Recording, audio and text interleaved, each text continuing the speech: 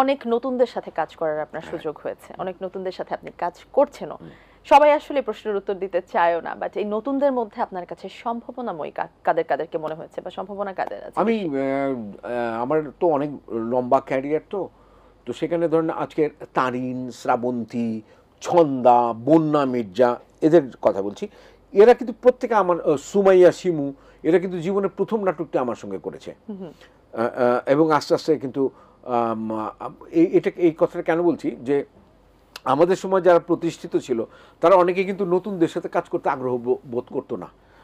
তারা জুটি প্রথায় বিশ্বাসী ছিল, যে অমুকের সাথে অমুক কাজ করবে, অমুকের সাথে অমুক কাজ করবে। অথবা হয়তো সে বিশ্বাসটা পেত না তার কো-অ্যাক্টরের উপরে। মেবি ও মে নট বি, আমি তো তার মনের কথাটা জানি না। কিন্তু আমি যেটা করেছি, যে আমাকে যখনই বলেছে যে এই নতুন উনি, ওনার সাথে আপনার কাজ করতে হবে, আমি খুব স্বাচ্ছন্দ্যের সাথে কাজ করছি এবং তাদেরকে আমি সহযোগিতা করেছি যে কাজের ক্ষেত্রে।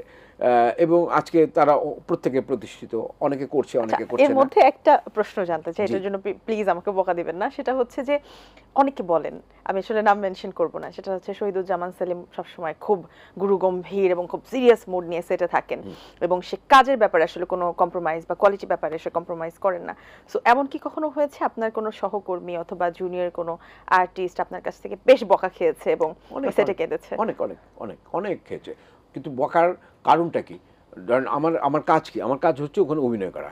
ফলে আমরা কি করি, যখন একটা শট হয়, আমরা যখন গ্রিন রুমে থাকি বা মেকআপ রুমে থাকি, তখন আমরা করি কি, যখন ডিরেক্টর বলে যে এই সিনটা এখন হবে, আমি পুরোটা মুখস্থ করে নিই এবং আমার যে সহকর্মীরা থাকে তাদের সাথে আমি বারবার বারবার রিহার্সেল করতে থাকি। সেই ক্ষেত্রে যদি কাউকে দেখি যে সে ওটা নিয়ে কনসার্ন না থেকে ফোন নিয়ে কনসার্ন বা অন্য অনেক বিষয় নিয়ে কনসার্ন, এবং সে জিনিসটা পারছে না, মুখস্থ করছে না, কিন্তু ভাব দেখাচ্ছে যে পারবে, সে সিরিয়াস না, কিন্তু এসে দেখছে যে পারছে না, তখন তাকে আমরা বলি যে, তাকে আমি এরকম অনেক হয়েছে, অনেকের ক্ষেত্রে হয়েছে, তাকে বলেছি তুমি আগে মুখস্থ করে তারপরে আমার সাথে অভিনয় করতে আসবে, আদারওয়াইজ আমি তোমার সাথে অভিনয় করতে প্রস্তুত না। তারপরে সে কি সেদিন কাজটা করতে পেরেছে? হ্যাঁ, করতে পারবে না কেন? তাকে আমি আবার হেল্প করেছি যে এইভাবে করো, ওইভাবে করো, এই করো, সেই করো।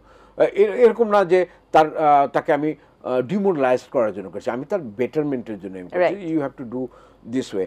কারণ তোমাকে যদি প্রফেশন হিসেবে অভিনয়টাকে নিতে চাও, তাহলে তোমাকে একদম প্রার্থনা করার মতো এখানে তোমাকে কনসেন্ট্রেট করে থাকতে হবে, সো দ্যাট তুমি ভালো করবে, ফর ইউর বেটারমেন্ট, এখানে আমার তো কিছু না।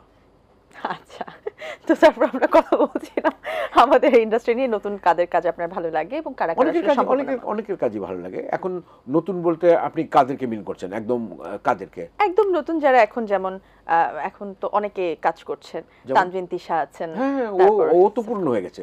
তার চাইতেও যারা নতুন, নেহা বা আরো যারা আছে, তটিনী বা অলংকার, এই যে একদম নতুন, একেবারে, আমি এদের সাথে তো কাজ করেছি। আগে আমার পেয়ার হিসেবে তারা কাজ করতো, মেয়েরা, নতুন মেয়েরা। এখন হয়তো আমার বাচ্চা হিসেবে কাজ করছে, আমার মেয়ে হচ্ছে বা আমার শালি হচ্ছে, এরকমই করছি। দে আর গুড গুড।